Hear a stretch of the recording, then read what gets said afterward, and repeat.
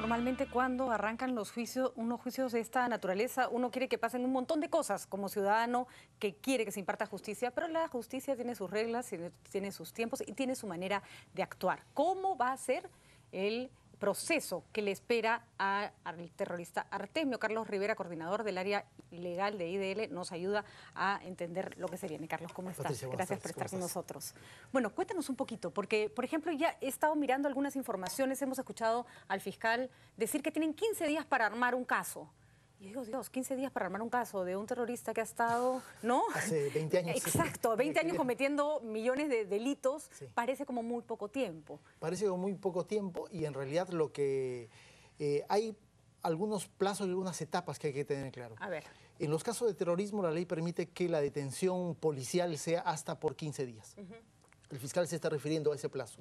¿Por qué razón? Porque la policía tiene que armar lo que se llama un atestado policial. Es decir, es un informe de carácter policial en el que va a decir qué delitos le está imputando a Artemio. Que me imagino en el caso de Artemio deben tener como un borrador. Una lista interminable de delitos, pero sí es importante.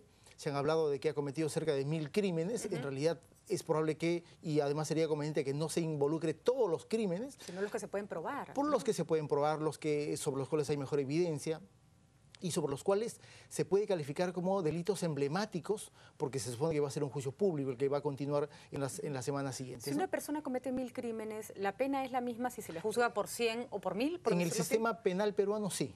Es una sola pena, ¿no es cierto? Y si se le juzga 2 o 3 veces, en realidad esas penas adicionales se van refundiendo en la pena más grave. No se suman, digamos. No se por suman eso nosotros no tenemos lo que vemos en otros países que lo condenaron a 340 años de cárcel, ¿no? Exactamente. No hay ese sistema en el caso peruano, ¿no? Concluida esta etapa de los 15 días, la policía va a entregar un informe policial a la Fiscalía, que además se supone la que está conduciendo esta etapa de investigación policial. Por eso es que Artemio va primero a DIRCOTE, ¿no es cierto? Por eso va a DIRCOTE, y eso nos indica que más allá que se dice que habrían imputaciones por tráfico de drogas, en realidad lo que va a comandar la investigación policial en este momento y la investigación preliminar del Ministerio Público es cargos estrictamente por terrorismo. Probablemente se le agregue, lo ha anunciado el procurador de terrorismo, lo ha anunciado el ministro de Justicia, se le agregue algún cargo de narcotráfico.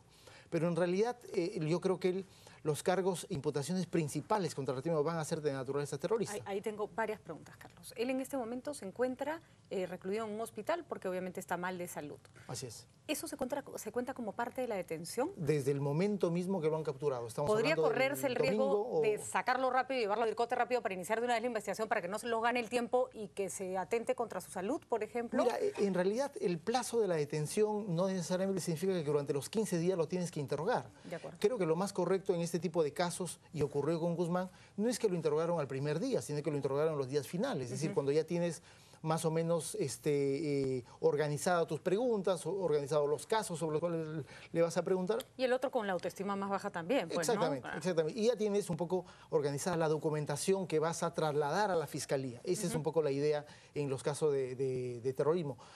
Si es indispensable que lo trasladen o no a la DIRCOTE, en realidad no. Digamos, la investigación policial no es que va a comenzar hoy día en la tarde cuando se ha trasladado a la DIRCOTE. La investigación policial ya ha comenzado desde el momento mismo que Artemio ha sido detenido y seguramente hay un equipo considerable de gente, de oficiales, subalternos de la DIRCOTE que están armando justamente esta investigación con la conducción, me imagino que del fiscal Vaca, que entiendo que es el que está liderando el equipo de fiscales a cargo del Ministerio Público, ¿no? Así es. Y la siguiente pregunta, Carlos, es, la justicia tiene creo que dos aspectos, vistas de un ciudadano común y corriente. Por un lado, castigar, ¿no es cierto?, los crímenes cometidos, pero también sirve como sin agarrar a nadie de chivo expiatorio, ni mucho menos, es ejemplificadora. Es decirle a la sociedad, esta persona cometió estos delitos y por eso la estamos juzgando. ¿Por qué entonces a Artemio solo se le juzga por los delitos más graves, aunque sea por un tema simbólico? ¿No se debería sacar una lista de todos los delitos por los que este señor... Se puede hacer, y de hecho en la sentencia que se dictó contra Abimael Guzmán se hizo eso. Es decir, Guzmán es condenado por Lucanamarca y unos cuantos crímenes más. Pero la sentencia da cuenta de que Guzmán lideró y jefaturó y ordenó una serie de crímenes que no son parte de la acusación y que por lo tanto no está siendo sancionado por esos delitos. Pero sí es muy importante que en un caso de esta naturaleza no solamente se le pregunte por tal o cual crimen, sino por el contexto de violencia que él ayudó a generar, por las órdenes que él emitió para que otros cometan otros delitos de terrorismo o de tráfico de drogas. Por lo tanto, sí hay una obligación del sistema judicial, del órgano judicial que juzgue a Artemio, de enunciar por lo menos la mayor cantidad de hechos violentos o delictivos que esta persona ha cometido. Claro, y de responsabilizarlo directamente. Te pongo un ejemplo que me parece interesante. Se dice, entre la información que ha salido sobre Artemio, que él iba a tener un hijo en los próximos meses y que la que estaba embarazada de Artemio es una mujer menor de edad. Bueno, eso es un delito.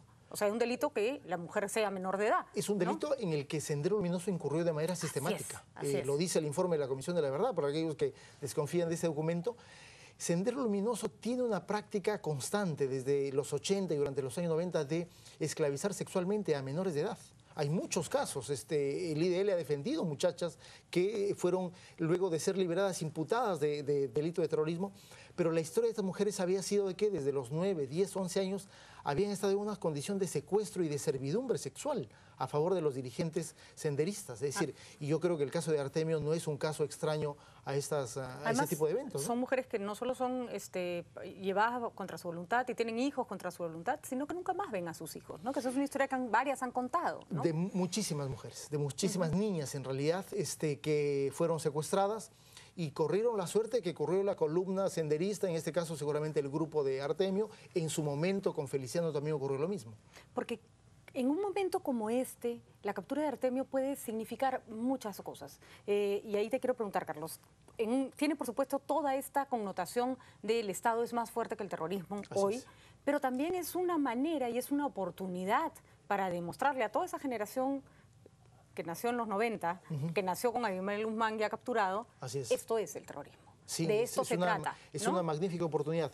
Y yo creo que eso lo vamos a vivir más en la segunda etapa del juicio que en la primera. Ahora, eso te quería preguntar, la naturaleza del juicio. Al ser un juicio oral, ¿se va a poder hacer público? ¿Qué vamos a poder ver o qué podríamos ver del juicio Artemio?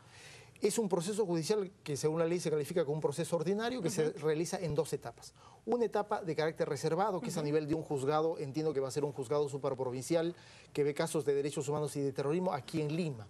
Lima ha asumido competencias sobre los crímenes de Artemio, aun cuando se hayan cometido en otras partes del Perú. Esa primera etapa a cargo de un juez penal va a ser de carácter reservado y se va a tratar de que él declare, los testigos, en fin. Es una etapa básicamente de recopilación de pruebas y evidencias. Luego se va a ingresar a una etapa de juicio oral, que es una etapa estrictamente pública. Ese creo va a ser el momento más oportuno para que aquellos que no conocieron qué fue Sendero, aquellos que no supieron qué tipo de crímenes cometió, pudiéramos tener esa posibilidad exactamente, porque tiene que ser un juicio público, en sesiones que el tribunal determinará si son sesiones diarias o interdiarias, pero creo que lo importante sería que sea un juicio público exactamente y que los medios de comunicación no tengan ningún tipo de limitaciones y de restricciones para acceder a los interrogatorios que este juicio debe tener, ¿no? Porque creo que si estamos tan al tanto de juicios, no sé, como el de Avencia Mesa o lo que le pasa a la chiquita Pfeffer, esta es la oportunidad para realmente interesarnos en un juicio. Exactamente, ¿no? Digamos, justo ha coincidido en un momento en el que la casi inscripción de Movadef nos ha permitido discutir y reabrir las páginas que ya parecían cerradas en nuestra historia reciente.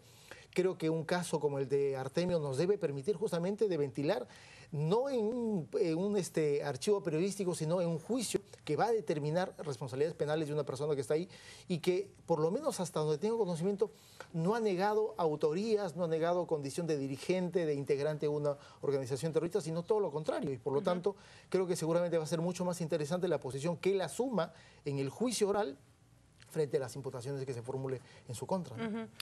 Carlos, ¿se le aplica el nuevo Código Procesal Penal? No. Se le va a aplicar las leyes antiterroristas seguramente del año 92 y dada la condición y característica de Artemio, que es una persona que está muy vinculada a Sendero desde los años 80, es probable que inclusive se le acuse con legislación anterior al año 92. Pero los procedimientos, que son procedimientos ahora ajustados a las normas internacionales, son procedimientos de absoluto respeto a sus derechos, va a tener derecho a tener un abogado, a presentar testigos, a presentar todo tipo de evidencia, es decir, va a tener derecho a defenderse, ¿no es cierto?, sobre o contra la acusación que el Ministerio Público ha levantado contra su persona, ¿no? Va a tener derecho a lo que él no le permitió a todos los que mató. A muchísimas personas, ¿no es cierto? Y creo que es eso. Ni de defensa ni de nada. De nada, o sea, creo que el valor que adicionalmente va a tener este juicio, no solamente de demostrar qué crímenes cometió u ordenó Artemio, sino el valor de que las reglas de una democracia sin golpes de Estado, sin grupos colina, son inmensamente superiores a estos grupos violentistas. Y que con las reglas que se le impone a cualquier ciudadano común y corriente se puede demostrar al país que se puede sancionar de la manera más severa. Ahí es cuando tendrá justamente relevancia los crímenes que ha cometido, la acusación que se presenta en su contra y seguramente lo que se va a demostrar en el proceso judicial, que tendrá como resultado una sanción lo más severa posible contra su persona, ¿no? Justamente quiero que nos ayudes después de la pausa a tratar de entender la mecánica de este juicio, si se va a parecer, por ejemplo, al que vimos con Fujimori, cuántos jueces son los que participan y además qué sentencia es la que le correspondería a Artemio. Así que nosotros nos vamos a una pausa y seguiremos conversando con Carlos Rivera, que como ustedes han escuchado nos está ayudando a comprender lo que no es sencillo. Ya lo he dicho, todos nos creemos un poco abogados y solemos pedirle a la justicia que actúe de determinada manera que nos parece lógica. Pero la justicia tiene sus propias reglas y en este caso se tienen que respetar milimétricamente para que a este juicio no le hagan ninguna imputación como se ha hecho en casos anteriores. Vamos a una pausa y volvemos.